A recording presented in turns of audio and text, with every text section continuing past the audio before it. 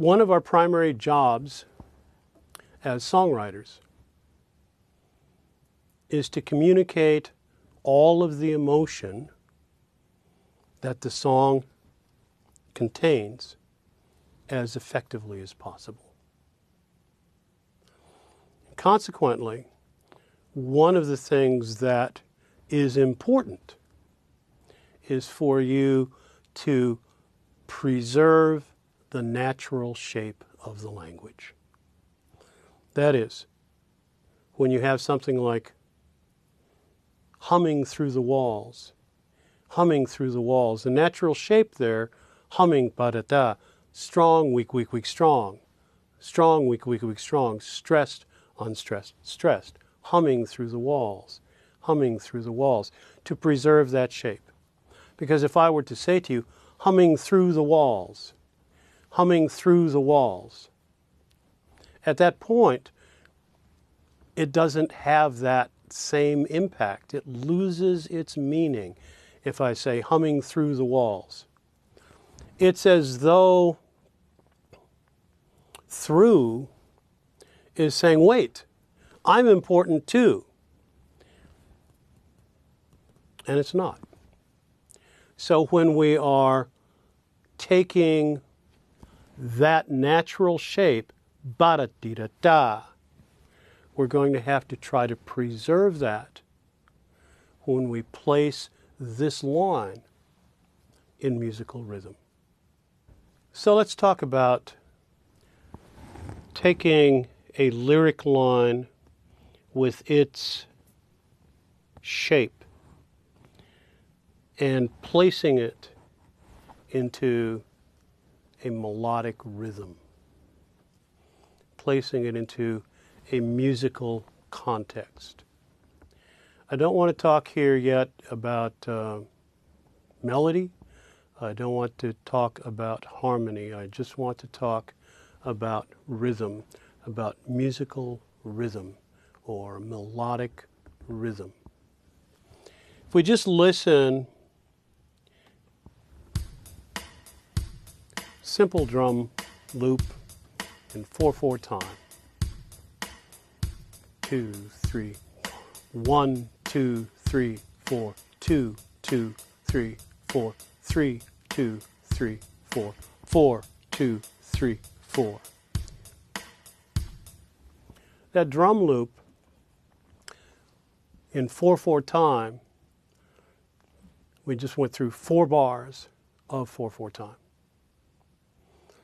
Each bar of 4/4 time has, I guess you'd say, a definition. A bar of 4/4 time. 4 1/4 notes per bar. 4 quarter notes per bar. And those 4 quarter notes have a relationship to each other. Those 4 quarter notes are strong on the downbeat, weak on the second beat, strong but not as strong as the downbeat on the third beat, and weak on the fourth beat. That's the definition. That is basically a description of how we listen. Here's something, balance it off. Here's something, balance it off. So strong, balance, weak, strong, balance. Strong, weak, strong, weak. When we start placing stressed syllables into, say, a bar of 4/4 time, we don't worry at all about musical pitch. That is, if we have humming through the walls, where language-wise, hum, walls are higher in pitch and ming through the lower in pitch. When we translate that into a musical context, we are not translating melody or pitch of our language into pitch musically. Rather, when something is pitched in speech, like hum, and walls. What that means is that as we place them here in a case of 4/4 time, as we place them, hum and walls will go in stressed positions in the bar, and Ming through the will go in unstressed positions in the bar. If you think of the stressed positions in your bars as spotlights that you turn on when you place a syllable in that position, then what happens with hum and walls when we turn on through is that now we have more light on through, and because there is now more light, it is fair to say with those three spotlights shining down on hum, through, and walls, that each of those is getting roughly a third of our attention.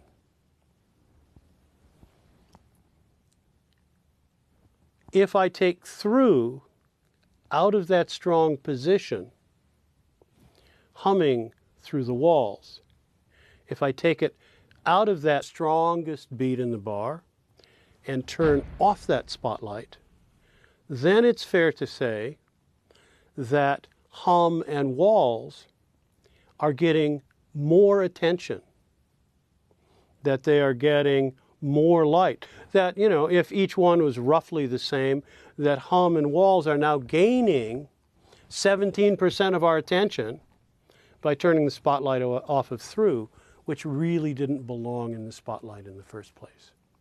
So that think of the stress positions in your bar as spotlights.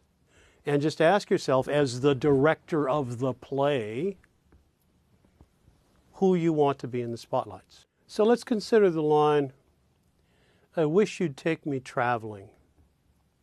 I wish you'd take me traveling. I wish you'd take me traveling. I wish, okay, pronoun, verb. I wish you'd pronoun take. Take, not a very strong verb, but a verb. I wish you'd take me traveling. Traveling. Traveling. Note that in traveling, the first syllable, of course, is stressed, trav. And then the ul, of course, weak. And then what do you do with the ling? I wish you'd take me traveling. Yeah, no, not so much. I wish you'd take me traveling.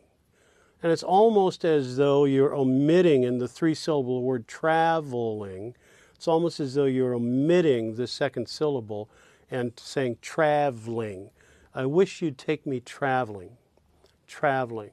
And so that the ling of traveling is weak. And so setting that in 4/4 time, I wish you'd take me traveling. I wish you'd take me traveling. 1, 2, 3. I wish you'd take me traveling. 1, 2, 3. I wish you'd take me traveling. Now, in 4/4 time, that seems to work out pretty well.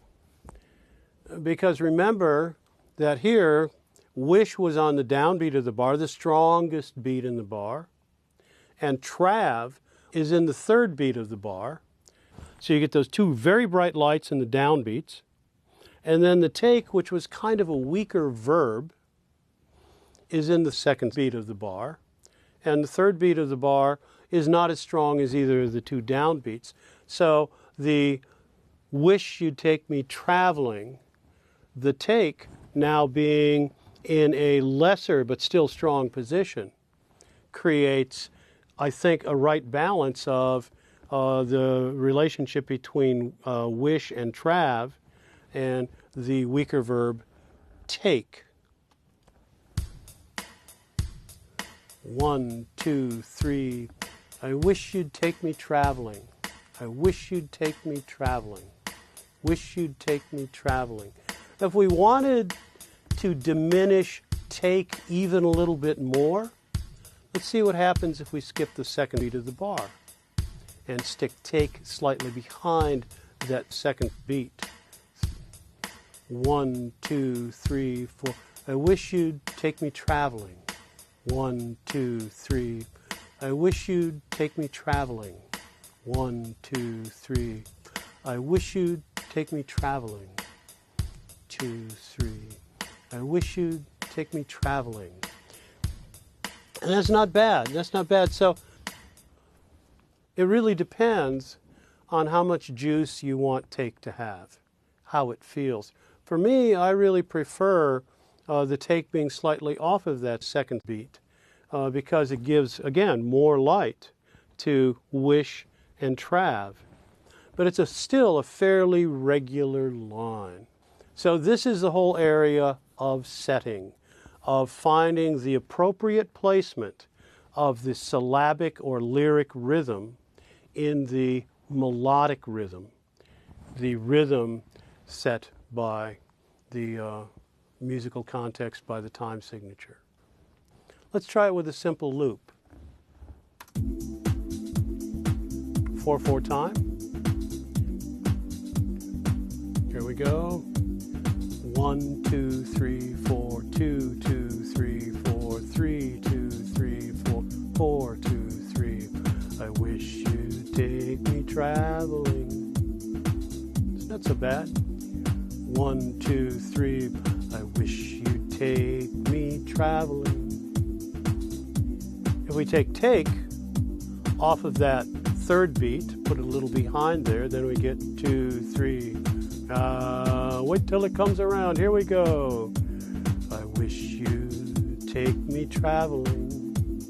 And that diminishes take a little bit. 2, 3. I wish you'd take me traveling. So there's that. How about humming through the walls? Humming through the walls as opposed to humming through the walls. Humming through the walls. Humming through the walls. Humming through the walls. So that being aware of what function your word has, through, at, in, on, with, all of those words, those prepositions, really are there to help out. They are the velvet cloth, remember, that the gems of your meaning are set on. And when you start taking pieces of that velvet cloth and saying, oh, look at this too, then it's simply velvet cloth, and why are you looking at it? So that if something is unstressed as you speak it, then let it remain in the dark. Let it remain outside of the spotlight that is created by the stressed syllables in your bars. This is the whole area of setting, which is a huge area and one that I would like for you to get very, very, very good at.